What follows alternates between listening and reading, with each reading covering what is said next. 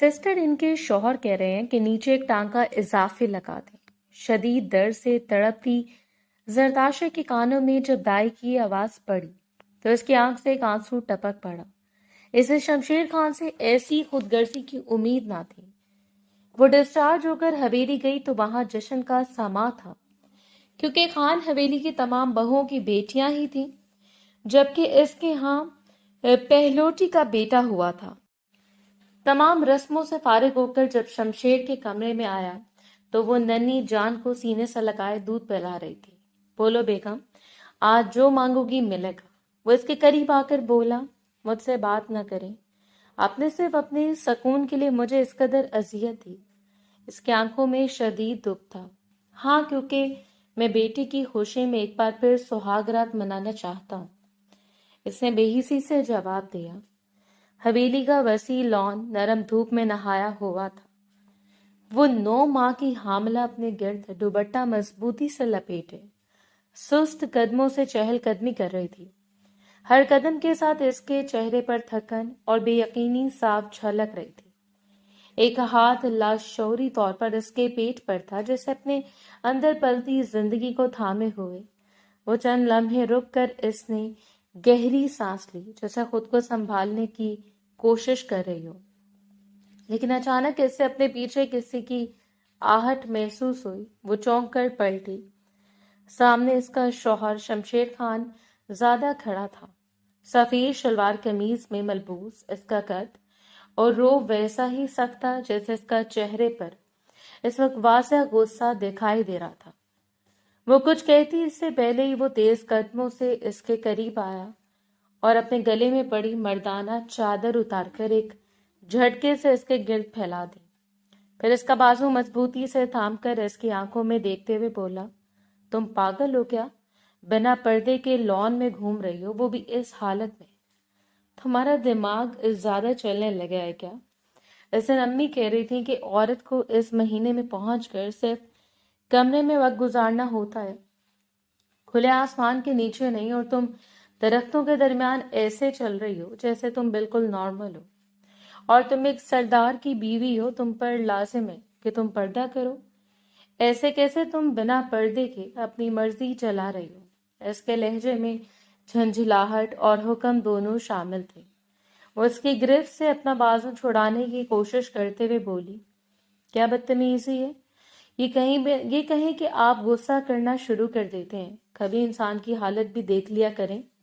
صبح سے میری طبیعت عجیب ہو رہی ہے، دل گھبرا رہا ہے، سانس نہیں آ رہی تھی، اس لیے باہر آئی ہوں۔ لیکن آپ کو تو جیسے کوئی فرق ہی نہیں پڑتا، آپ کے اپنے مسئلے ختم نہیں ہوتے جو بیوی کی طرف دھیان دیں۔ ایک دفعہ بھی آپ نے مجھے فون کر یہ بولا کہ اپنا خیال رکھنا، کھانا کھانا اور دوائیاں وقت پر لینا، لیکن نہیں، آپ کو صرف اور صرف خود سے غرض ہے بیوی بھاڑ میں جائے۔ وہ آج کل چھوٹی چھوٹی باتوں پر دل دکھا رہی تھی۔ اس کی آواز میں تھکن کے ساتھ شکوہ بھی تھا۔ وہ ایک لمحہ اسے گھورتا رہا، پھر سختی سے بولا، میں کوئی کھیل تماشا کرنے نہیں جاتا، جرگے میں گاؤں کا سردار ہوں، فیصلے کرنے ہوتے ہیں، ذمہ داریاں ہوتی ہیں، ہر وقت تمہارے پاس بیٹھا نہیں رہ سکتا۔ اور تمہیں کیا ہوا ہے؟ ایسی کون سی قیامت آ گئی ہے جو اس طرح بول رہی ہو؟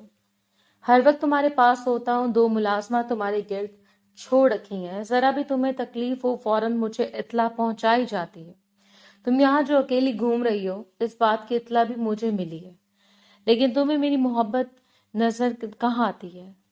تم صرف اور صرف میرا غصہ دیکھتی ہو۔ وہ ہنسی اور دکھ کے بیچ بولی، آپ کے پاس صرف یہی باتیں ہیں، ملازمہ ہو، میری ماں ہو یا آپ کی ماں، یا دنیا کا کوئی بھی شخص پاس ہو، لیکن اس وقت میں عورت کو صرف اپنے شوہر کی ہی لگتی ہے۔ اور ہاں، مجھے قیامت ہی لگ رہی ہے۔ مجھے صبح سے کمرے میں گھبراہٹ ہو رہی تھی، دیواریں جیسے مجھ پر بند ہو رہی تھی، اس لیے یہاں آ گئی۔ اور یہاں کون سا کوئی مرد بیٹھا ہے جس سے پردہ کروں؟ اور یہ چادر کیوں ڈال دیا آپ نے مجھ پر؟ سانس لینا مشکل ہو رہا تھا اور آپ نے اور بوجھ ڈال دیا۔ کبھی کبھی لگتا ہے کہ میں نے آپ سے شادی کر کے غلطی کی ہے۔ اس کے الفاظ جیسے سیدھے جا کر اس کے غرور سے ٹکرائے۔ وہ فوراً تیز لہجے میں بولا، کوئی زیادہ ہی زبان نہیں چل رہی تمہاری؟ حد میں رہو، میں اس لہجے کا ہرگز عادی نہیں ہوں۔ تم سے محبت اپنی جگہ، لیکن میں اپنی توہین بالکل بھی برداشت نہیں کروں گا۔ اس کے لہجے سے سہم گئی تھی۔ اس کے آنسوں میں आंसू बढ़ने लगे मगर इसने खुद को संभालने की कोशिश की, लेकिन इसके होंठ कपकपा रहे थे। वो मजीद बोला, इस खानदान में भी कई औरतों ने बच्चे पैदा किए, लेकिन तुम्हारी तरह किसी ने ड्रामे नहीं किए। हर वक्त नई शिकायत लेकर खड़ी हो जाती हो, बिला वजह मुझे उल्टा सीधा बोलने पर मजबूर करती हो। अब बस करो और अंदर चलो। इसे नम आंखों से एक लम्हे के लिए इससे देखा, जैसे कुछ कहना चाहती हो मगर अल्फाज गले में ही अटक है। फिर इसे नजरें झुका ली और आहिस्ता आहिस्ता मुड़कर हवेली की तरफ चल दी थी। इसके कदम पहले से ज्यादा बोझल थे और आंसू अब खामोशी से इसके गालों पर बह रहे थे। पीछे खड़ा शमशेर एक लम्हे के लिए इसे जागता हुआ देखता रहा। फिर उसने गहरी सांस ली और नजरें दूसरी तरफ मोड़ ली, जैसे अपने अंदर उठते किसी एहसास को दबाने, ज्यादा अमल में लाने पर गौर कर रहा था। वो हर वक्त इसके आगे पीछे नहीं घूम सकता था। इस पर महज इसकी बीवी की जिम्मेदारी नहीं थी, बल्कि गांव के लोगों की जिम्मेदारी भी थी, जिनका ख्याल करना इसके जिम्मे था। कुछ देर तक वो लॉन में अकेला खड़ा इसकी बातें याद कर रहा था और फिर सर झटक कर जरगे की तरफ वापस रवाना हो गया था। वक्त धीरे धीरे गुजरता जा रहा था। रात की स्याही चारों जाने फैल चुकी थी। कमरे में रात की हल्की जर्द रोशनी फैली हुई थी। दीवार के साथ रखा लैंप मध्यम सा जल रहा था और बाहर कहीं दूर से कुत्तों के भौंकने की आवाजें खामोशी को और गहरा कर रही थी। शमशेर दरवाजा धीरे से खोलकर अंदर दाखिल हुआ तो इसकी नजर सीधी बिस्तर पर बैठी इस पर पड़ी कि वह तकिए के सहारे बैठी थी और अपने सूजे हुए पांव पर हल्के हल्के हाथ फेरते हुए मसाज कर रही थी। इसके चेहरे पर थकन और बोझलपन वाज़ेह था। वो चंद कदम चलकर इसके करीब आया और बगैर कुछ कहे इसके साथ बैठ गया। इसकी मौजूदगी का एहसास होते ही वो जरा सीधी होकर बैठ गई, मगर खामोश रही। शमशेर ने आहिस्तगी से इसके पांव की तरफ हाथ बढ़ाया और इन्हें थामने लगा था कि वो फौरन ही चौंक कर अपने पांव पीछे खींचते हुए नाराज लहजे में बोली, जरूरत नहीं है, मैं खुद कर सकती हूँ। मेरे हाथ सलामत है और आप क्यों मेरे पांव को हाथ लगा रहे हैं? आखिर आपको इस गांव के सरदार हैं। शमशेर खानजादा, जरा ध्यान से।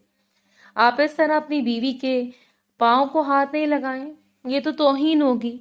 इसके अल्फाज में तंज था जो साफ महसूस हो रहा था। शमशेर ने एक लम्हे को इसके चेहरे को देखा, फिर बगैर कुछ कहे इसके पांव दोबारा अपनी तरफ खींच लिए और मजबूती से थामते हुए बोला, जब अपनी लज्जत के लिए तुम्हारे पाँव को चूम सकता हूं तो ये भी कर सकता हूं। इसकी आवाज में सख्ती कम और एक अजीब सी नरमी शामिल थी जो इसके मामूल के बरक्स थी।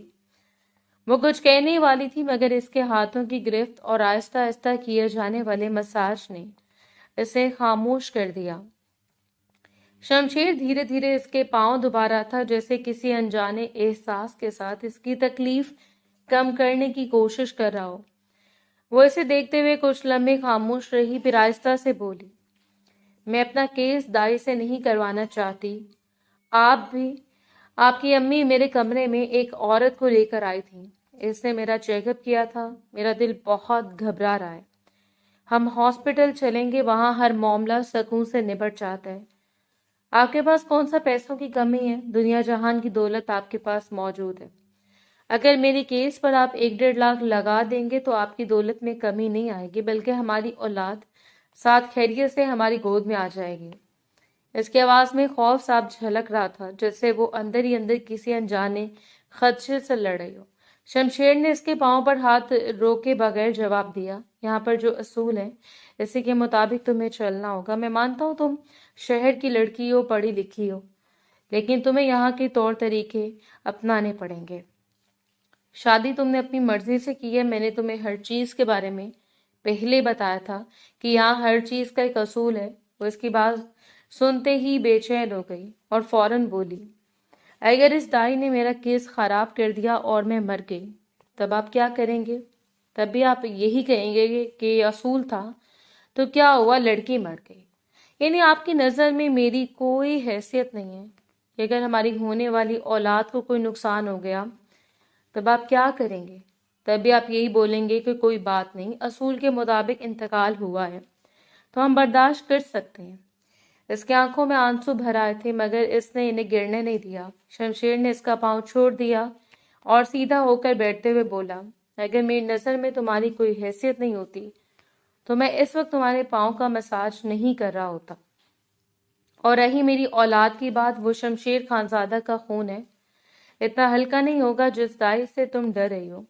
وہ دائی بہت قابل اعتماد عورت ہے، تمہیں ڈرنے کی ضرورت نہیں ہے۔ گاؤں کے کافی لوگوں کا کیس اس نے اپنے ہاتھوں سے کی ہے، وہ بہت ہی تجربہ کار عورت ہے۔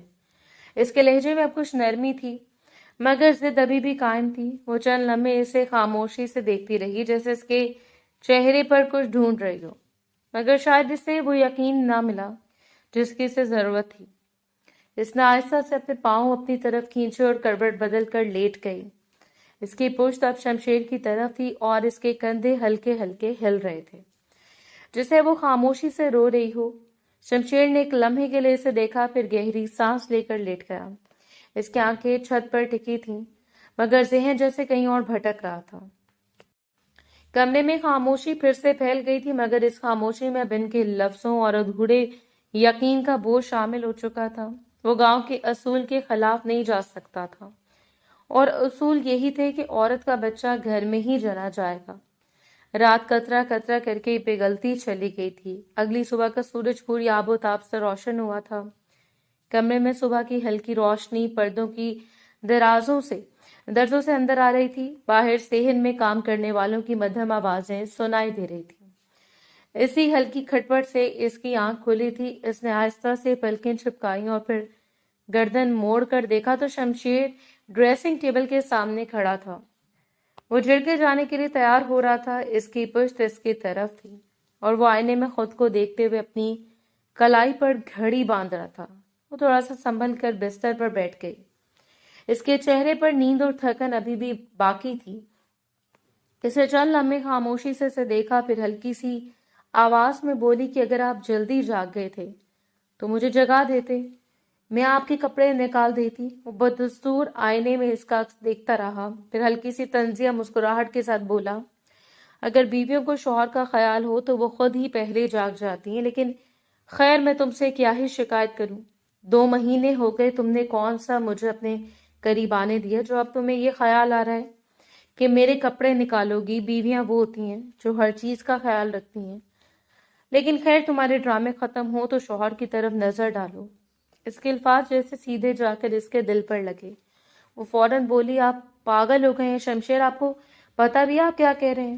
میری حالت آپ کو نظر آ رہی ہے، اس کے باوجود آپ یہ شکوہ کر رہے ہیں کہ میں نے آپ کو قریب آنے نہیں دیا، بلکہ ڈاکٹر نے منع کیا تھا کہ آپ میرے قریب نہیں آئیں گے۔ اس کی آواز میں بے بسی صاف محسوس ہو رہی تھی۔ شمشیر نے اپنی پگڑی کو درست کرتے ہوئے آئینے میں ہی جواب دیا، ڈاکٹر تو فضول باتیں کرتے ہیں، عورت پر ہوتا ہے کہ وہ اپنی شادی شدہ زندگی کیسے چلاتی ہے۔ جب تمہیں اپنے شوہر کا خیال ہی نہیں ہے تو میں تم سے کسی اور بات کا کیا ہی شکوہ کروں۔ اس کے لہجے میں خفگی اور انا دونوں شامل تھے۔ وہ چند لمحے اسے دیکھتی رہی، جیسے اسے یقین ہی نہ آ رہا ہو کہ وہ یہ سب کیا کہہ رہا ہے۔ پھر دھیرے سے بولی، یہ باتیں نا مجھے بہت تکلیف دیتی ہیں۔ آپ میری اس حالت کو نظر انداز کر کے ایسے باتیں کرتے ہیں، مجھے خود سمجھ نہیں آ رہا میں کس حال میں ہوں، اور آپ ہیں کہ بس شکوہ کیے جا رہے ہیں۔ شوہر عورت کا سب سے بڑا سہارا ہوتا ہے۔ اس نازک موقع پر صرف عورت کو شوہر کے میٹھے لفظ چاہیے ہوتے ہیں، لیکن آپ صرف مجھے تکلیف دے رہے ہیں، اور اس بات کا احساس آپ کو بالکل نہیں ہو رہا۔ اس کی آنکھوں میں نمی اب صاف نظر آ رہی تھی۔ شمشیر نے الماری بند کی اور اس کی طرف مڑے بغیر بولا، تمہارے پاس ہمیشہ یہی رونا ہوتا ہے، ہر بات میں اپنی تکلیف لے کر آتی ہو، زندگی سے تمہاری حالت کی گرد نہیں گھومتی۔ مجھے بھی اپنے کام ہیں، اپنی ذمہ داریاں ہیں، میں جا رہا ہوں، شام تک واپسی ہوگی۔ اس کے لہجے میں قطعیت تھی جسے وہ مزید کچھ سننا ہی نہیں چاہتا ہو۔ اس نے ایک لمحے کو جیسے رکنے کی کوشش کی، مگر پھر دروازے کی طرف بڑھ گیا۔ دروازہ کھلا اور بغیر پلٹے باہر نکل گیا۔ کمرے میں اس کے قدموں کی آواز آہستہ آہستہ مدھم ہوتی چلی گئی تھی۔ دروازہ بند ہونے کی ہلکی سی آواز کے ساتھ ہی کمرے میں ایک عجیب سی خاموشی پھیل گئی۔ وہ چند لمحے ویسے ہی بیٹھی رہی جیسے اسے سمجھ نہ آ رہا ہو کہ ابھی کیا ہوا ہے۔ پھر اس کی سانسیں بھاری ہونے لگی اور آنکھوں میں رکے آنسو بہہ نکلے۔ وہ آہستہ سے تکیے پر جھک گئی اور چہرہ اس میں چھپا لیا۔ اس کے کندھے ہلکے ہلکے لرز رہے تھے، جیسے وہ اپنے اندر जमा सारी तकलीफ को बहने दे रही हो। कमरे की वही सुबह की रोशनी अब इससे और ज्यादा सुनसान लग रही थी, जैसे हर चीज इसकी खामोशी और तन्हाई का साथ दे रही हो। वक्त धीरे धीरे गुजरता जा रहा था। दोपहर की धूप खिड़की के पर्दों से छनकर कमरे में फैल रही थी। रोशनी सीधी ड्रेसिंग टेबल के आईने पर पड़ रही थी, जहां जरताशे बैठी अपने लंबे बालों में आहिस्ता आहिस्ता कंघा कर रही थी। इसके चेहरे पर हल्की सी थकन और उलझन की परछाइयां साफ नजर आ रही थी। कमरे में हल्की सी थकन और उलझन की परछाइयां, खामोशी जिसे अब अचानक मोबाइल की घंटी ने तोड़ दिया। इसने कंघी रोकी और मेज पर रखा मोबाइल उठाकर स्क्रीन पर नजर डाली तो सामने इसकी माँ का नाम जगमगा रहा था। इसके लबों पर बेअख्तियार एक हल्की सी मुस्कुराहट आई, जैसे इस एक नाम ने लम्हा भर के लिए इसकी सारी थकन कम कर दी हो। इसने फौरन कॉल रिसीव की थी। दूसरी तरफ से शाहीन बेगम की बेचैन आवाज आई, कैसी है मेरी बेटी? 2 दिन से तुम्हें लगातार फोन कर रही हूँ, लेकिन तुम फोन ही रिसीव नहीं कर रही। बस एक छोटा सा मैसेज भेज देती हो कि मसरूफ हूँ। माँ के लिए भी तुम्हारे पास वक्त नहीं है। इनके लहजे में शिकवा भी था और फिक्र भी। जरताशा ने हल्के से सर झुकाकर नरमी से जवाब दिया, अरे नहीं अम्मी, ऐसी बात नहीं है, बस जरा तबीयत ठीक नहीं थी। आप बताएं, आप कैसी हैं? आपकी तबीयत कैसी है? डॉक्टर के पास गई थी? इसने बात को बदलने की कोशिश की, मगर शाहीन बेगम ने फौरन इसकी बात काट दी। इन सब बातों को छोड़ो, तुम मुझे बताओ, क्या शमशेर तुम्हें डॉक्टर के पास लेकर जा रहा है? तुम्हारा केस कहाँ पर होगा? कौन से अस्पताल में करवाएगा? इनकी आवाज में अब वाज़ेह तशवीश शामिल थी। जरताशे ने आईने में अपनी आंखों को देखते हुए गहरी सांस ली और धीरे से बोली, आप जानती नहीं अम्मी, यहाँ के असूल इन्होंने साफ कह दिया कि मेरा केस दाई ही घर पर करेगी, और मेरी सास तो हर दिन कोई नई दाई पकड़ कर ले आती हैं। वैसे तो एक मुस्तकिल है कि सकीना बाजी वही मेरा केस करेंगी, लेकिन मेरा दिल बहुत डर है अम्मी। मेरी तबीयत भी मुझे ठीक नहीं लग रही, और इन लोगों का इरादा है कि नॉर्मल केस ही करवाएंगे। हालांकि डॉक्टर ने मुझे शुरू में कह दिया था कि तुम्हारा ऑपरेशन होगा।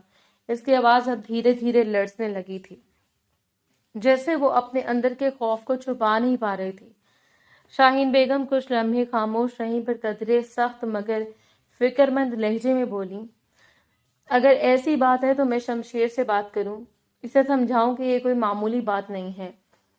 जरताशे फौरन घबरा कर बोली, नहीं अम्मी, कोई जरूरत नहीं है। शमशेर सवाए गुस्सा करने के और कुछ नहीं करेगा, और आपसे भी कोई बदतमीजी से बात करेगा जो मुझे बिल्कुल भी बर्दाश्त नहीं होगा। इसकी आवाज में एक अजीब सी घबराहट थी, जिसे वो किसी मुमकिना तकरार से डर रही हो। वो चंद लम्हे खामोश रही, फिर धीरे से बोली, शमशेर का दिमाग पहले ही खराब रहता है, हर बात पर गुस्सा। कभी कभी लगता है कि अम्मी मैं यहाँ शादी करके फंस गई हूँ। आपने कितना मुझे रोका था कि मोहब्बत में इतनी अंधी मत हो कि गांव के सरदार से शादी कर लो, लेकिन अब मुझे आपकी बातें समझ आ रही हैं। वाकई मुझे इतना अंधा नहीं होना चाहिए था। इसके अल्फाज टूटे जा रहे थे और आंखों से आंसू बहने लगे। वो आईने के सामने बैठी खुद को देख रही थी, मगर जैसे अपनी हालत से नजरें चुरा रही हो। दूसरी तरफ शाहीन बेगम ने इसकी रोती हुई आवाज सुनी तो इनका लहजा फौरन नरम हो गया। बेटा, ऐसे हौसला नहीं हारते। जिंदगी में मुश्किल वक्त आते हैं, लेकिन इंसान को खुद को संभालना पड़ता है। तुम इस वक्त कमजोर नहीं पड़ सकती। तुम्हें अपने लिए नहीं तो अपने बच्चे के लिए मजबूत बनना होगा। सब ठीक हो जाएगा, खुदा बेहतर करेगा। तुम बस अपना ख्याल रखो और ज्यादा सोचो मत। इनकी आवाज में तसल्ली थी और माँ की वही पुरानी शफकत जो दिल को थाम लेती है। जरताशे खामोशी से इनकी बातें सुनती रही। इसके आंसू अब भी बह रहे थे, मगर इसने कुछ नहीं कहा, सिर्फ हल्का सा सर हिलाया, जिससे खुद को यकीन दिलाने की कोशिश कर रही हो। कमरे में दोपहर की वही रोशनी अब भी फैली हुई थी, मगर इसके दिल के अंदर का अंधेरा कम होने का नाम नहीं ले रहा था। पूरा दिन मामूल के मुताबिक बीत गया था। रात का सन्नाटा कमरे में फैला हुआ था। बाहर कहीं दूर से बर्तनों की हल्की हल्की आवाजें आ रही थी, जैसे नीचे सब लोग खाना खाकर उठ रहे हों। दरवाजा आहिस्ता से खुला और जरताशे बोझल कदमों के साथ अंदर दाखिल हुई। इसके हाथ में खाने की ट्रे थी, जिसे वो संभाल कर पकड़े हुए थी। اس کے چہرے پر تھکن اور الجھن پہلے سے زیادہ نمایاں تھی۔ سامنے صوفے پر شمشیر بیٹھا ہوا تھا، اس کا انداز ویسا ہی سخت اور خاموش تھا۔ وہ سیدھی اس کے قریب آئی اور ٹرے اس کے سامنے رکھتے ہوئے بولی، آپ کی بھی عجیب شوق ہے، جب سب نیچے ڈائننگ ٹیبل پر بیٹھ کر کھانا کھا رہے تھے تو آپ وہاں کیوں نہیں بیٹھے؟ اس کے لہجے میں تھکن کے ساتھ خفگی بھی شامل تھی۔ شمشیر نے اس کی طرف دیکھے بغیر سرد لہجے میں جواب دیا، کیوں یہاں لا کر دینے میں تمہیں بہت مسئلہ ہو رہا ہے؟ وہ فوراً تیز لہجے میں بولی، آپ کے ساتھ مسئلہ کیا ہے؟ ہر وقت کیوں میرے پیچھے پڑے رہتے ہیں؟ انسان کب تک آپ کی باتیں برداشت کرتا رہے گا؟ یہ سب آپ کی وجہ سے ہی ہو رہا ہے نا۔ میں نے آپ کو سمجھایا تھا کہ ابھی ہم بچہ پلان نہیں کرتے، لیکن آپ کو جلدی تھی کہ میرا خاندان پورا ہونا چاہیے، مجھے میرا وارث چاہیے۔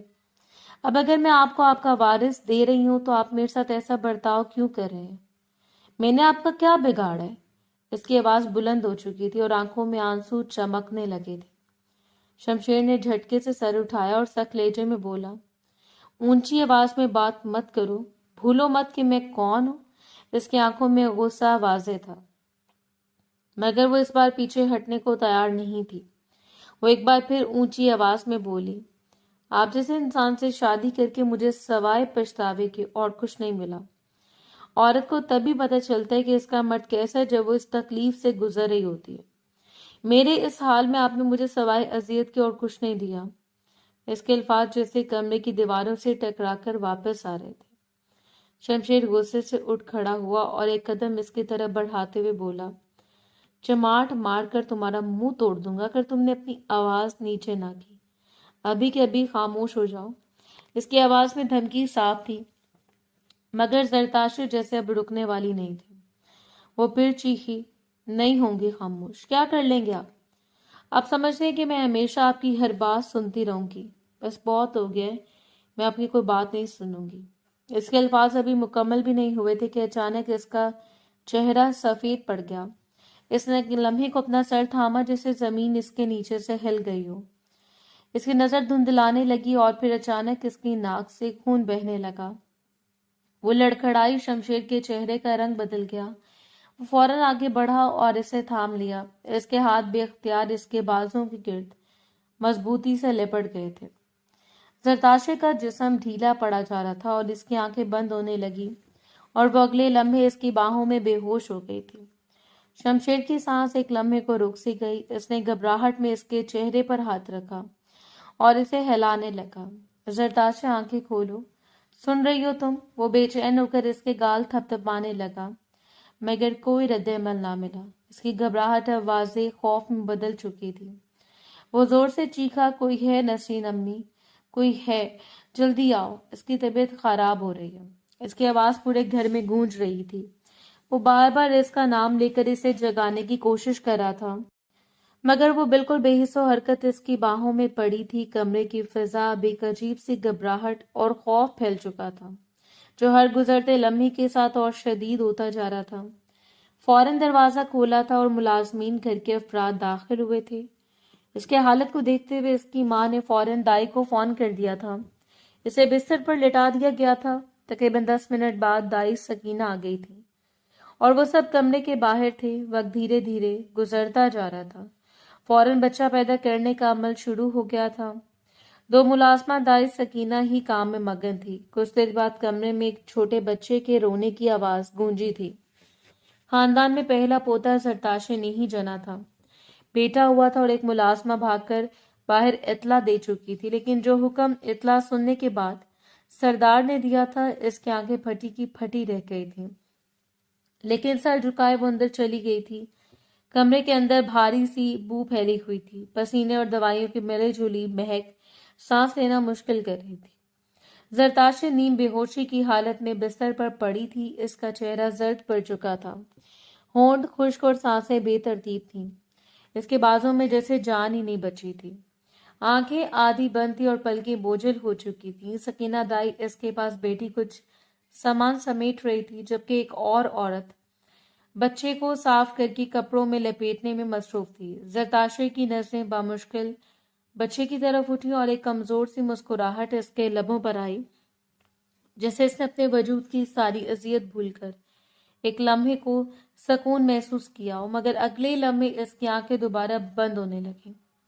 دروازہ آہستہ سے کھلا اور وہی ملازمہ اندر داخل ہوئی۔ اس نے ایک نظر زرتاشے کی حالت پر ڈالی، پھر سکینہ دائی کے قریب جا کر دھیرے سے بولی، دائی جی، سردار نے کہا ہے کہ بیگم صاحبہ کے نیچے ٹانکا لگا دیں۔ سکینہ دائی نے ایک لمحے کو ہاتھ روکا، پھر سر اٹھا کر اس کی طرف دیکھا جسے وہ بات سمجھ گئی ہوں۔ اس کے چہرے پر سنجیدگی آ گئی۔ وہ زرتاشے کی طرف مڑی اور اسے دیکھتے ہوئے بولی، بیگم ابھی تھوڑا سا اور برداشت کرنا ہوگا۔ زرتاشے نے آنکھیں کھولنے کی کوشش کی اور کمزور آواز میں بولی، کیا مطلب؟ نہیں، میں مزید کچھ برداشت نہیں کر سکتی، میری حالت ٹھیک نہیں ہے، مجھے چھوڑ دیں۔ اس کی آواز کانپ رہی تھی اور سانس ٹوٹ رہی تھی۔ ملازمہ بے چینی سے کھڑی تھی۔ اس نے ایک بار ہچکچاتے ہوئے کہا، دائی جی، ان کی حالت بہت خراب ہے، شاید یہ درد برداشت نہ کر پائیں۔ سکینہ دائی نے تیز نگاہوں سے اسے دیکھا اور سختی سے بولی، جو کہا گیا ہے وہی ہوگا، تم اپنا کام کرو اور زیادہ بولنے کی ضرورت نہیں ہے۔ پھر اس نے دوبارہ زرتاشے کی طرف دیکھا اور اس کے پاس جھک گئی۔ بیگم نے بس ایک لمحے کی بات ہے، خاموشی سے لیٹی رہو، سب ٹھیک ہو جائے گا۔ زرتاشے نے سر ہلانے کی کوشش کی، نہیں میں نہیں کرواؤں گی، میری حالت دیکھیں، میں مر جاؤں گی، پلیز مت کریں۔ اس کی آنکھوں سے آنسو بہنے لگے اور وہ کمزور ہاتھوں سے بستر کو تھامنے لگی جیسے خود کو بچانے کی کوشش کر رہی ہو، مگر اس کے ہاتھوں میں طاقت ہی نہیں تھی۔ سکینہ دائی نے اس کی بات سنے بغیر دوسری عورت کو اشارہ کیا، اسے مضبوطی سے پکڑو۔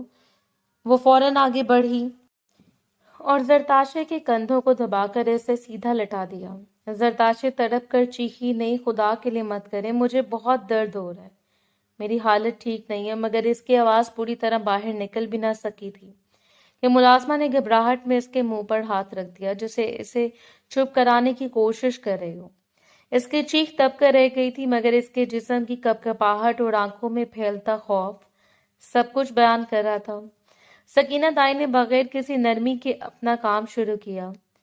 زرتاشے کا جسم جھٹکوں سے ہلنے لگا، اس کی سانسیں تیز ہو گئیں اور آنکھوں سے آنسو مسلسل بہتے جا رہے تھے۔ وہ پوری طاقت سے خود کو چھڑانے کی کوشش کر رہی تھی مگر اس کی کمزوری اس کے آڑے آ رہی تھی۔ اس کے ناخن چادر میں دھنس گئے تھے جیسے وہ درد کو کسی طرح تھامنا چاہتی ہو۔ کمرے میں اس کی دبی دبی سسکیاں اور ٹوٹی سانسوں کی آواز گونج رہی تھی۔ چند لمحے ایسے گزرے جو جیسے صدیوں پر محیط تھے، پھر آہستہ آہستہ اس کا جسم ڈھیلا پڑنے لگا، اس کی مزاحمت کمزور ہو گئی اور آنکھیں دوبارہ بند ہونے لگیں۔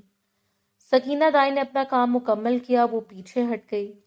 ملازمہ نے آہستہ سے اس کے منہ سے ہاتھ ہٹایا۔ زرتاشے کی سانسیں اب بھی بے ترتیب تھیں مگر وہ بولنے کی حالت میں نہیں رہی تھی۔ اس کے چہرے پر درد کی گہری لکیر کھینچ چکی تھی اور آنسو اب بھی اس کی کنپٹیوں تک بہہ رہے تھے۔ کمرے میں ایک عجیب سی خاموشی چھا گئی تھی، جیسے ابھی کچھ لمحے پہلے کی تڑپ اور چیخیں دیواروں میں قید ہو کر رہ گئی ہوں۔ باہر صحن میں خوشیوں کی آوازیں بلند ہو رہی تھی مگر اس کمرے کے اندر ایک الگ ہی کہانی جنم لے چکی تھی، جہاں ایک ماں نے زندگی دی تھی اور اس لمحے اپنی طاقت کا آخری حصہ بھی کھو دیا تھا۔ وقت دھیرے دھیرے گزرتا جا رہا تھا، رات کی سیاہی چاروں جانب پھیل چکی تھی، رات گہری ہو چکی تھی، کمرے میں مدھم سی روشنی جل رہی تھی اور باہر صحن میں مکمل خاموشی چھا گئی تھی۔ زرتاشے بستر کے ساتھ ٹیک لگا کر بیٹھی تھی، اس کے بازوں میں اس کا نوزائیدہ بیٹا تھا جسے وہ اپنے سینے سے لگائے مدر فیڈ کروا رہی تھی۔ اس کے چہرے پر کمزوری صاف جھلک رہی تھی، آنکھوں کے نیچے ہلکے گہرے ہو چکے تھے اور ہر حرکت میں تھکن نمایاں تھی۔ دروازہ آہستہ سے کھلا اور شمشیر اندر داخل ہوا۔ اس کی نظر سیدھی ان دونوں پر پڑی۔ ایک لمحے کے لیے اس کے چہرے پر عجیب سی نرمی آئی مگر جیسے زرتاشے کی نظر اس پر پڑی، اس نے فوراً منہ دوسری طرف پھیر لیا تھا جسے اس کی موجودگی کو نظر انداز کرنا چاہتی ہو۔ شمشیر چند قدم چل کر اس کے قریب آیا اور بستر کے کنارے بیٹھتے ہوئے بولا، کیسی ہو میری جان؟ بہت مبارک ہو۔ ہمارا بیٹا۔ اس کے لہجے میں خوشی اور اپنائیت تھی مگر زرتاشے نے بنا اس کی طرف دیکھے سختی سے جواب دیا، مجھے آپ سے بالکل بات نہیں کرنی، آپ نے جو اذیت مجھے دی ہے اس دائی کے ذریعے سے اپنے سکون کے لیے، وہ میں کبھی نہیں بھولوں گی۔ مجھے یقین نہیں آتا شمشیر، آپ اتنے پڑھے لکھے ہیں، گاؤں کے سردار ہیں، سمجھدار انسان ہیں، اس کے باوجود ایسی عجیب حرکتیں. کبھی کبھی میں اس بات پر شک کرنے لگتی ہوں کہ کیا واقعی میں نے ایک صرف کھڑکی سے آتی ہلکی سی چاندنی باقی رہ گئی تھی. زرتاشے کی دھیمی سسکیاں اس خاموشی میں واضح سنائی دے رہی تھی، جسے وہ اپنے اندر ٹوٹ رہی ہو، اور کمرے کی فضا میں ایک ایسا بوجھ پھیل گیا ہو جسے نہ الفاظ بیان کر سکتے تھے، نہ خاموشی چھپا سکتی تھی. وہ دھیرے دھیرے ہر پردہ ہٹاتا چلا گیا. اس کے لاکھ احتجاج کے باوجود اس کی سانسوں کو اپنے قبضے میں لے گیا تھا. رات قطرہ قطرہ کر کے پگھلتی گئی، اپنا مطلب پورا کر کے. وہ اب کروٹ بدل کر سو گیا تھا. رات کے 3 بج رہے تھے. کمرے میں مکمل اندھیرا پھیلا ہوا تھا. صرف کھڑکی سے آتی ہلکی سی ٹھنڈی ہوا پردے کو ہلا رہی تھی. شمشیر گہری نیند میں تھا. اس کی سانسیں برابر چل رہی تھیں، جیسے وہ ہر چیز سے بے خبر ہو. مگر اچانک اس کے کانوں میں ہلکی سی کراہنے کی آواز پڑی. پہلے تو اس نے کروٹ بدلی جسے نظر انداز کرنا چاہتا ہو، مگر آواز مسلسل بڑھتی گئی.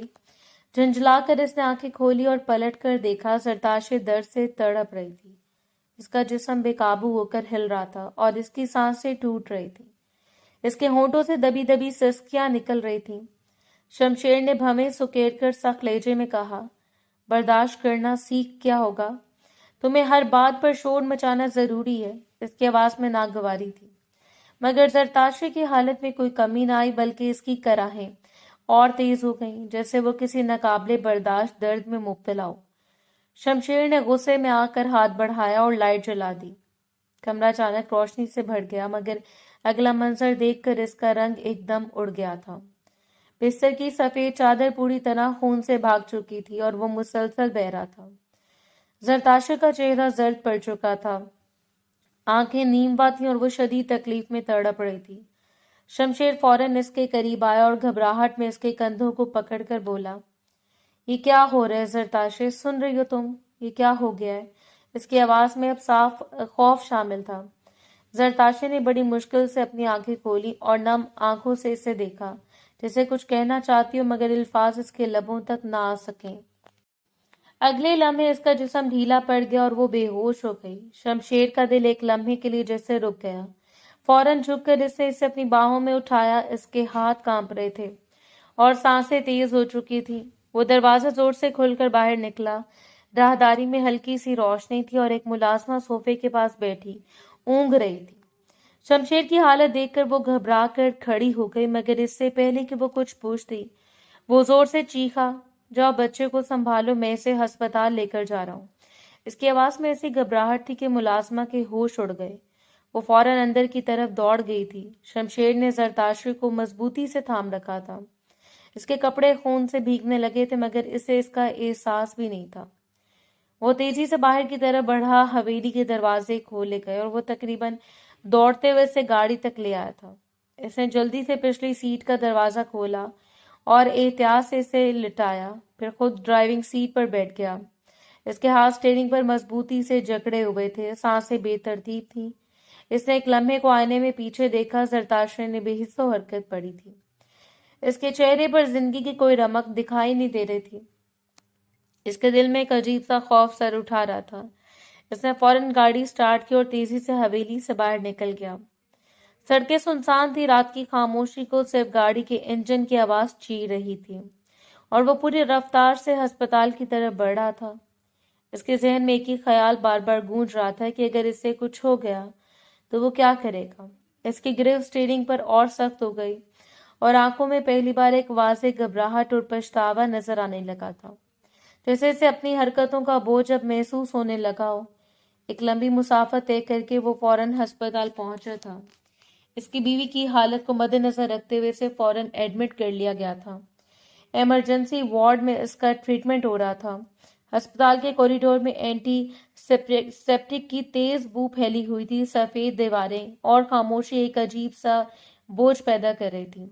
صبح کی ہلکی روشنی شیشے کے دروازوں سے اندر آ رہی تھی. شمشیر بینچ پر جھکا ہوا بیٹھا تھا. اس کے دونوں ہاتھ آپس میں جڑے ہوئے تھے اور سر نیچے تھا. آنکھوں کے نیچے ہلکی سوجن اور چہرے پر رات بھر کی بے خوابی صاف نظر آ رہی تھی. اس کے ذہن میں بار بار وہی منظر گھوم رہا تھا. خون سے بھرا بستر، زرتاشے کی بے ہوشی ہوتی آنکھیں اور اس کی اپنی آواز جو اب اسے کھوکھلی لگ رہی تھی، اس سے شدت سے احساس ہو رہا تھا کہ اس نے کیا کر دیا۔ 2 مہینے وہ رک گیا تھا تو کچھ دن اور بھی رک سکتا تھا۔ اس نے بلا وجہ کیوں جلد بازی دکھائی؟ اسے ان باتوں کا بخوبی علم تھا۔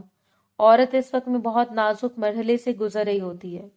مرد کو ہر چیز میں احتیاط کرنی چاہیے، مگر اس کی بے عقلی نے سب کچھ برباد کر دیا تھا۔ وہ اپنے ہی خیالات میں گم تھا کہ اچانک دروازہ کھلا اور ڈاکٹر صاحبہ باہر آئیں۔ سفید کوٹ میں ملبوس ان کے چہرے پر سنجیدگی تھی۔ شمشیر نے انہیں دیکھتے جھٹکے سے سر اٹھایا اور فوراً کھڑا ہو گیا۔ اس کی آواز میں بے چینی صاف تھی اور وہ انہیں دیکھتے ہوئے بولا، میری بیوی کیسی ہے؟ وہ ٹھیک ہے نا؟ ڈاکٹر، اس کا بہت خون بہہ رہا تھا، مجھے کیوں کچھ سمجھ نہیں آ رہا۔ وہ ٹھیک ہے نا؟ اس کو ہوش آ گیا نا؟ کہنے کو وہ گاؤں کا سردار تھا، کئی قتل اس نے اپنی آنکھوں سے دیکھے تھے، کئی قتل کیس کا فیصلہ کیا تھا، لیکن آج اپنی بیوی کو موت کے منہ میں دیکھ کر اس کے قدموں تلے زمین نکل گئی تھی۔ وہ جو پچھلے 2 مہینوں سے اس کے ساتھ چڑ کرتا آیا تھا، آج اس کو اس قدر تکلیف میں دیکھ کر اپنی آنکھیں نم ہو رہی تھی۔ ڈاکٹر نے گہری نظر اس پر ڈالی جیسے وہ اس کے چہرے پر سب کچھ پڑھ رہی ہو، پھر قدرے سخت لہجے میں بولی، آپ کی بیوی ابھی خطرے سے باہر ہے، لیکن جو حالت آپ نے اس کی ہے وہ کسی دشمن کے ساتھ بھی نہیں کی جاتی۔ وہ ایک لمحے کو ساکت رہ گیا، اس کے ہونٹ خشک ہو گئے تھے۔ ڈاکٹر نے بات جاری رکھی، آپ کو اندازہ بھی ہے کہ بچے کی پیدائش کے فوراً بعد عورت کا جسم کس حالت میں ہوتا ہے؟ اس وقت بچہ دانی کھلی ہوتی ہے، اندرونی زخم تازہ ہوتے ہیں، خون کا بہاؤ نارمل سے زیادہ ہوتا ہے اور جسم انتہائی کمزور ہوتا ہے۔ ایسے وقت میں مکمل آرام اور صفائی کی سخت ضرورت ہوتی ہے۔ اگر اس دوران کوئی بھی جسمانی دباؤ یا تعلق قائم کیا جائے تو شدید بلیڈنگ، انفیکشن، حتیٰ کہ جان جانے کا خطرہ ہوتا ہے۔ آپ کوئی چھوٹے بچے نہیں ہیں، سمجھدار انسان ہیں، اس کے باوجود ایسی غلطی میں حیران ہوں۔ ان کی آواز اب واضح طور پر سخت ہو چکی تھی۔ شمشیر نے نظریں جھکا لیں، اس کے پاس کوئی اور جواب نہیں تھا۔ ڈاکٹر نے ایک قدم اس کی طرف بڑھایا اور بولی، آپ جیسے پڑھے لکھے لوگ بھی اگر اس طرح کی لاپرواہی کریں گے تو پھر قصور کس کا ہوگا؟ آپ کو کم از کم اتنا تو معلوم ہونا چاہیے تھا کہ ڈیلیوری کے بعد 40 دن تک عورت کو مکمل آرام دیا جاتا ہے۔ یہ کوئی رسم نہیں بلکہ میڈیکل ضرورت ہے۔ اس دوران جسم خود کو بحال کرتا ہے، زخم بھرتے ہیں، ہارمونز نارمل ہوتے ہیں۔ آپ نے اس پورے عمل کو خطرے میں ڈال دیا۔ خدا کا شکر ہے کہ آپ بروقت انہیں ہسپتال لے آئے۔ اگر آپ انہیں ہسپتال لے کر نہیں آتے، نہ جانے آپ کیا کر بیٹھتے۔ آپ زندگی بھر خود سے نظریں نہیں ملا پاتے۔ وہ خاموش کھڑا سب سنتا رہا۔ اس کے چہرے پر ندامت صاف تھی۔ اس نے دھیرے سے کہا کہ مجھے نہیں معلوم تھا، میں نے سوچا سب ٹھیک ہوگا۔ مجھے اس بات کا اگر ذرا بھی علم ہوتا کہ اس کی حالت ایسی ہو جائے گی، میں چاہ کر بھی اسے ہاتھ نہیں لگاتا۔ بس ایک انجانی غلطی نے سب برباد کر دیا۔ ڈاکٹر نے فوراً بات کاٹ دی، نہیں، آپ نے سوچا ہی نہیں۔ اگر آپ سوچتے تو آج یہ حالت نہیں ہوتی۔ ابھی بھی وہ شدید بلیڈنگ کی وجہ سے کمزور ہے۔ تم نے بروقت انہیں سنبھال لیا، ورنہ آپ شاید اپنی بیوی کو کھو دیتے۔ ان کے الفاظ سیدھا جا کر اس کے دل پر لگے تھے۔ آپ کی اولاد ماں کہنے سے پہلے ماں جیسی نعمت سے محروم ہو جاتی۔ وہ ایک لمحے کو جیسے لڑکھڑا گیا۔ اس نے مزید سر جھکا لیا اور خاموشی سے کھڑا رہا۔ ڈاکٹر کا لہجہ اب تھوڑا نرم ہوا۔ فی الحال اس کی حالت بہتر ہے، وہ بے ہوش میں ہے لیکن بہت کمزور ہے۔ ہم اسے ایک دن مزید آبزرویشن میں رکھیں گے، اس کے بعد اگر سب نارمل رہا تو ڈسچارج کر دیں گے، لیکن آپ کو سختی سے ہدایت دی جاتی ہے کہ آئندہ کم از کم 6 ہفتے مکمل آرام کروائیں، کوئی بھی جسمانی تعلق نہیں، اور اس کی خوراک اور صفائی کا خاص خیال رکھیں گے۔ اگر دوبارہ ایسی لاپرواہی ہوئی تو نتیجہ اتنا آسان نہیں ہوگا۔ شمشیر نے آہستہ سے سر ہلایا۔ جی، میں خیال رکھوں گا، ایسی غلطی دوبارہ نہیں ہوگی، میں وعدہ کرتا ہوں۔ اس کی آواز مدھم تھی، جیسے اس میں اب پہلے والی سختی باقی نہیں رہی ہو۔ کوئی بھی انسان ہو، اگر اس کی وجہ سے کوئی دوسرا شخص موت کے منہ میں چلا جائے، اس کا حال ایسے ہی ہوتا ہے۔ ڈاکٹر نے آخری نظر اس پر ڈالی اور کہا، ابھی آپ جا کر اسے دیکھ سکتے ہیں، لیکن اسے پریشان نہیں کریں، اسے سکون کی ضرورت ہے۔ یہ کہہ کر وہ واپس مڑ گئی۔ شمشیر کچھ لمحے وہیں کھڑا رہا، پھر آہستہ آہستہ دروازے کی طرف بڑھا۔ اس کے قدم بھاری تھے اور دل میں ایک ایسا بوجھ تھا جو شاید اب آسانی سے ہلکا ہونے والا نہیں تھا۔ اس نے کمرے کا دروازہ کھولا تھا۔ سامنے وہ بستر پر آنکھیں موند کر لیٹی ہوئی تھی۔ ٹیپ کے ذریعے اس سے خون چڑھ رہا تھا اور وہ کچھ دیر اس کو دیکھتا رہا تھا اور پھر وہیں سے پلٹ گیا تھا۔ اس میں اتنی ہمت نہیں تھی کہ وہ اپنی بیوی کا سامنا کر پاتا۔ اگلا دن معمول کے مطابق بیت گیا تھا۔ رات کا وقت تھا۔ ہسپتال کے کمرے میں ہلکی مدھم روشنی جل رہی تھی۔ مشینوں کی پیپ پیپ خاموشی کو توڑ رہی تھی۔ زرتاشے بیڈ پر لیٹی ہوئی تھی۔ اس کا چہرہ اب بھی زرد تھا مگر ہوش میں تھی۔ اس کے بازوں میں اس کا ننھا بیٹا تھا جو ماں کے قریب آ کر سکون سے سو گیا تھا۔ اس کی کمزور انگلیاں بچے کے کپڑے کو تھامے ہوئے تھیں۔ بچے کو وہاں رکھنے کی بہت کوشش کی گئی تھی، لیکن اس کا مسلسل رونا سب کو ہی بے چین کر رہا تھا۔ اور شمشیر کے حکم پر بچے کو ہسپتال لے آئے تھے۔ وہ بھی اپنے بیٹے کو اس طرح خود سے لگائے بیٹھی تھی جیسے وہ اسے خود سے الگ نہیں ہونا دینا چاہتی تھی۔ بیڈ کے ساتھ والی کرسی پر شاہین بیگم بیٹھی تھی اور وہ اسے کچھ دیر پہلے ہی ہسپتال پہنچی تھی، اور اس تمام واقعے کے بعد ان کی آنکھیں لال سرخ ہو چکی تھیں۔ ان کے چہرے پر سختی اور آنکھوں میں نمی صاف نظر آ رہی تھی۔ وہ بار بار اپنی بیٹی کو دیکھتی تھی اور پھر نظریں ہٹا لیتی تھی، جیسے دل میں اٹھتی تکلیف کو چھپانے کی کوشش کر رہی ہوں۔ کچھ دیر پہلے وہ یہاں پہنچی تھی اور آتے جو حالت انہوں نے دیکھی تھی اس نے انہیں اندر تک ہلا کر رکھ دیا تھا۔ کمرے میں ایک بوجھل خاموشی تھی کہ اچانک دروازہ کھلا اور شمشیر اندر داخل ہوا۔ اس نے ایک نظر زرتاشے پر ڈالی، پھر شاہین بیگم کو دیکھ کر آہستہ سے سلام کیا۔ السلام علیکم آنٹی۔ شاہین بیگم فوراً اپنی جگہ سے اٹھ کھڑی ہوئی۔ وہ بیٹھی کب سے اس کا انتظار کر رہی تھی۔ ان کے چہرے پر غصہ اب صاف نظر آ گیا تھا۔ انہوں نے سیدھی اس کی طرف دیکھتے ہوئے کہا کہ تم کیا سمجھ رہے تھے؟ میری بیٹی لاوارث ہے، تم اس کے ساتھ جو چاہو کرتے رہو گے اور تم سے سوال کرنے والا کوئی نہیں ہوگا۔ ان کے آواز میں غصہ اور دکھ دونوں شامل تھے۔ میں نے اپنی اولاد تمہیں بیچی نہیں ہے، تمہارے ساتھ اس کو رخصت کیا تھا۔ اس کا مطلب یہ نہیں کہ تم میری اولاد کے ساتھ ایسا ظلم کرو۔ شمشیر نے ایک لمحے کو نظریں جھکائیں، پھر بولا، آنٹی میں آپ سے بات کرتا ہوں۔ وہ فوراً اس کی بات کاٹتے ہوئے بولی، بس جتنی بات تم نے کرنی تھی تم کر چکے ہو۔ یہ میری اولاد ہے، کوئی جانور نہیں جس کے ساتھ تم اپنی مرضی چلاتے رہو گے۔ میں نے تمہیں کیا سمجھایا تھا کہ ڈیلیوری ہسپتال میں کروانا، لیکن تم نے میری ایک نہیں سنی، اور جب ڈاکٹر تمہیں صاف منع کر چکے تھے کہ بچے کی پیدائش کے بعد تعلق قائم نہیں کیا جاتا، تو پھر تم نے یہ ظلم کیوں کیا؟ تمہیں اپنی بیوی کا بھی خیال نہیں آیا اور نہ ہی اس ننھے بچے کا۔ اگر میری بیٹی کو کچھ ہو جاتا تو تمہارے پاس کیا جواب ہوتا؟ تم آرام سے کہہ دیتے کہ جو میں نے کیا وہ میرا حق ہے، اور میں کیا کرتی؟ خالی ہاتھ رہ جاتی۔ ان کی آواز بلند ہو گئی تھی اور آنکھوں میں آنسو چمکنے لگے تھے۔ تم اور تمہارا خاندان سب ظالم ہو۔ میری بیٹی اب تمہارے ساتھ نہیں جائے گی، میں اسے اپنے ساتھ لے کر جاؤں گی۔ ان کے الفاظ کمرے میں گونج گئے تھے۔ شمشیر نے گہری سانس لی اور خود کو سنبھالتے ہوئے بولا، دیکھیں میں اپنی حرکت پر نادم ہوں، مجھے اپنی غلطی کا احساس ہے، لیکن آپ اسے اتنا بڑا فیصلہ نہیں لے سکتی۔ یہ میرے گھر کی پہلی خوشی ہے، میرا بیٹا ہے، اور زرتاشے میری بیوی ہے۔ بس مجھ سے غلطی ہو گئی تھی اور آئندہ ایسا نہیں ہوگا۔ زرتاشے میرے ساتھ ہی جائے گی۔ اس کے لہجے میں اب نرمی تھی مگر ضد ابھی باقی تھی۔ وہ مزید کچھ کہنے والا تھا کہ بیڈ پر لیٹی زرتاشے نے کمزور مگر واضح آواز میں کہا کہ میں آپ کے ساتھ نہیں جاؤں گی۔ کمرے میں ایک لمحے کے لیے خاموشی چھا گئی۔ دونوں کی نظریں اس کی طرف اٹھیں اور وہ بامشکل سیدھی ہو کر بیٹھی اور بولی، بس بہت ہو گیا، میں اب مزید برداشت نہیں کر سکتی۔ میں اپنی ماں کے ساتھ جاؤں گی، کیونکہ آپ نے جو میرے ساتھ کیا وہ کسی شوہر کا نیک درندے کا کام ہے۔ اس کی آنکھوں میں آنسو تھے مگر آواز میں ایک عجیب سی مضبوطی تھی۔ شمشیر ایک لمحے کو جیسے ساکت رہ گیا۔ وہ اسے دیکھتا رہا جیسے اسے یقین نہ آ رہا ہو کہ وہ یہ سب کہہ رہی ہے۔ وہ کچھ کہنے کے لیے آگے بڑھا ہی تھا کہ اچانک اس کا موبائل بج اٹھا۔ کمرے کی خاموشی میں رنگ ٹون واضح سنائی دی۔ اس نے ایک نظر فون پر ڈالی، پھر خاموشی سے مڑ کر باہر چلا گیا۔ دروازہ بند ہونے کی ہلکی سی آواز کے ساتھ ہی کمرے میں پھر وہی بوجھل خاموشی لوٹ آئی تھی۔ زرتاشے نے اپنے بچے کو سینے سے مزید قریب کر لیا اور آنکھیں بند کر لی، جبکہ شاہین بیگم اس کے سر پر ہاتھ پھیرتے ہوئے اسے تسلی دینے لگیں، مگر ان کے اپنے دل میں اٹھتا طوفان ابھی بھی تھمنے کا نام نہیں لے رہا تھا۔ 2 دن بیت گئے تھے۔ وہ ہسپتال سے ڈسچارج کر کے اپنی اولاد کو واپس لے آئی تھی۔ شاہین بیگم کے گھر میں رات کے 10 بجے کے قریب ہلکی مدھم روشنی تھی۔ دیواروں پر چھوٹے لیمپ کی روشنی نرم سا سایہ ڈال رہی تھی۔ کمرے میں سکون کی فضا تھی مگر دل کے بوجھ نے ماحول کو بھاری بنا دیا تھا۔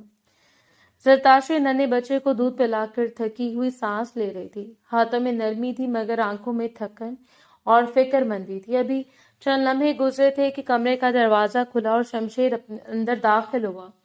اس کی موجودگی دیکھ کر زرتاشی نے فوراً منہ پھیر لیا۔ اس کے چہرے پر اب بھی سرد مہری اور تحفظ کی عکاسی تھی۔ شمشیر چند لمحے خاموشی سے اس کے سامنے کھڑا رہا۔ کمرے کی ہلکی روشنی میں اس کے چہرے کی سختی اور آنکھوں میں گھبراہٹ صاف نظر آ رہی تھی۔ پھر اس نے آہستہ لیکن سخت لہجے میں بولا، کب تک گھر چلنے کا ارادہ ہے؟ تم نے بلا وجہ اس بات کو انا کا مسئلہ بنا لیا ہے۔ مجھے اپنی ہر بات پر شرمندگی اور میں اپنی غلطی مان بھی رہا ہوں۔ اب کیا چاہتی ہو میں تمہارے پاؤں پکڑ کر تم سے معافی مانگوں؟ پورے خاندان میں تھو تھو ہو رہی ہے۔ زرتاشی نے آہستہ مگر واضح لہجے میں کہا، آپ کو صرف اپنی عزت اور خاندان کے مرتبے کی فکر ہوتی ہے۔ کبھی میری فکر کی ہے؟ کبھی میرے بارے میں سوچا ہے کہ بے شک میں نے شادی اپنی پسند سے کی تھی، لیکن کیا آپ کی رضامندی شامل نہیں تھی؟ ہم دونوں ایک دوسرے کو پسند کرتے تھے، ایک دوسرے سے محبت کرتے تھے، لیکن شادی کے بعد صرف آپ نے مجھے یہ محسوس کروایا کہ یہ صرف میری وجہ سے ہوا ہے۔ آپ سردار ہیں، میں مانتی ہوں، لیکن میں آپ کی بیوی ہوں۔ جب خدا نے آدم کو دنیا میں بنایا تھا تو اس کے دوست نہیں بنائے تھے، اس کی بیوی بنائی تھی۔ یہ بات کیوں نہیں آتی آپ کو سمجھ؟ اس کی آواز میں غصہ اور دکھ دونوں شامل تھے۔ آنکھیں سنجیدگی سے چمک رہی تھی۔ شمشیر نے ایک لمحے کو اس کی باتیں سنی، پھر آہستہ لہجہ اختیار کرتے ہوئے بولا، اچھا ٹھیک ہے، اب اگر گھر چلنا ہے۔ زرتاشی نے فوراً جواب دیا، نہیں چلنا گھر۔ اگر آپ مجھے ایک الگ گھر میں رکھ سکتے ہیں تو میں آپ کے ساتھ جاؤں گی، ورنہ میں پہلے اپنی ماں کے گھر ٹھیک ہوں۔ مجھے میری ماں کھلا سکتی ہے۔ اس کے لہجے میں فیصلہ کن انداز تھا اور آنکھیں سختی سے جمی ہوئی تھی۔ شمشیر کے چہرے پر عارضی جھنجھلاہٹ اور پھر نرم سا غصہ آ گیا تھا۔ اس نے آہستہ سے سر ہلایا اور کہا، پاگل ہو چکی ہو تم، رہو اکیلی یہیں پر۔ پھر بغیر کسی اور بات کے کمرے سے چلا گیا تھا۔ دروازے کے بند ہونے کی ہلکی سی آواز کے ساتھ کمرے میں دوبارہ خاموشی چھا گئی تھی۔ زرتاشی نے اپنے بیٹے کو قریب تھام لیا۔ ننھا سا سر اس کے سینے سے ٹکرایا ہوا تھا اور اس کی سانسیں معمول پر آ رہی تھیں۔ اسے بہت رونا آ رہا تھا، لیکن وہ خود کو قابو کر چکی تھی۔ اب بس بہت ہو گیا۔ وہ مزید اس طرح کی زندگی نہیں گزارنا چاہتی تھی جو اس نے اب تک گزار لی تھی۔ 15 دن مزید بیت گئے تھے۔ بالکنی میں رات کا ہلکا سا سکون چھایا ہوا تھا۔ چاندنی نرم روشنی کے ساتھ زمین اور آس پاس کے سبز پودوں پر پڑ رہی تھی۔ زرتاشی کھڑی تھی، دونوں ہاتھ بالکنی کے ریلنگ پر رکھے، آنکھیں آسمان کی جانب تھیں۔ ستارے چمک رہے تھے اور ہوا میں ہلکی ٹھنڈک تھی۔ اچانک اسے اپنے پیچھے ہلکی آہٹ محسوس ہوئی۔ وہ پلٹی تو شمشیر کھڑا تھا، کندھے جھکے ہوئے، آنکھیں سرخ اور تھکی ہوئی لگ رہی تھی۔ اس کے چہرے پر پچھلے دنوں کی سختیوں کی جھلک تھی۔ وہ کچھ کہنے والی تھی کہ شمشیر نے اچانک اس کے گلے میں اپنی بازو ڈال دیے۔ زرتاشی تھوڑی دیر کے لیے سن ہو گئی، جسم میں سکون اور حیرت دونوں شامل تھے۔ چند لمحے گزارے اور وہ آہستہ سے پیچھے ہٹے، فاصلے میں کھڑا ہو کر اس کی طرف دیکھا اور بولا، ان 15 دنوں میں مجھے سمجھ آ گیا کہ واقعی جب اللہ نے انسان بنایا تھا تو اس نے دوست، خاندان، رشتہ دار نہیں بنائے تھے، اس نے بیوی بنائی تھی۔ تمہاری ڈیمانڈ یہ ہے کہ تم الگ گھر میں رہنا چاہتی ہو، مجھے منظور ہے۔ جب سے ہماری شادی ہوئی ہے تم ایک دن کے لیے بھی اپنی ماں کے گھر نہیں گئی تھی۔ میں بالکل تمہارے اوپر یہ ڈیپینڈ ہو کر رہا ہوں۔ پیگنینسی میں بھی تم نے میرا بہت خیال رکھا، حالانکہ مجھے رکھنا چاہیے تھا۔ اور ان تمام باتوں کا نچوڑ یہ ہے کہ میں اب تمہارے بغیر نہیں رہ سکتا۔ مجھے اپنی ہر غلطی کا احساس ہو گیا ہے۔ پلیز گھر چلو۔ میرا کمرہ تمہارے بغیر بالکل سونا ہو گیا۔ میں تمہیں الگ گھر میں رکھوں گا، میری چھوٹی حویلی، وہیں پر ہم دونوں ساتھ رہیں گے۔ زرتاشی نے تھوڑی دیر خاموشی کے بعد آہستہ لہجے میں پوچھا، آپ کو اچانک یہ کیوں محسوس ہوا؟ شمشیر نے گہری سانس لی، آنکھوں میں آنسو کے آثار تھے اور دل کی سچائی چھلک رہی تھی۔ میں تمہارے بغیر نہیں رہ پا رہا، مجھے تمہاری بہت یاد آ رہی ہے، مجھے تم سے بہت محبت ہو گئی۔ میں جانتا ہوں پچھلے دنوں میں نے تمہیں کتنی تکلیف دی، میں اپنی ہر غلطی پر شرمندہ ہوں۔ اس کمرے کی تنہائی نے مجھے سمجھا دیا کہ اپنی بیوی اور اولاد کے علاوہ کوئی آپ کا نہیں ہوتا۔ میں دوبارہ کبھی تمہیں یہ محسوس نہیں ہونے دوں گا کہ میں ایک درندہ ہوں۔ زرتاشی نے تھوڑی دیر آنکھیں بند کی، پھر نرمی سے اس کی طرف مڑی۔ شمشیر نے آہستہ قدم بڑھا کر اسے اپنے بازو میں بھر لیا۔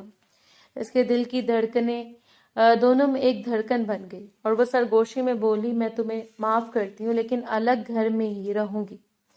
شمشیر نے نرم مسکراہٹ کے ساتھ سر ہلایا اور کہا، ٹھیک ہے، بس تم خوش رہو، تمہاری عزت اور سکون سب سے بڑی چیز ہے۔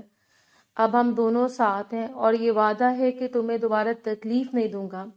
زرتاشی نے بچے کو قریب تھام لیا اور شمشیر نے آہستہ ہاتھ اس کے کندھے پر رکھا۔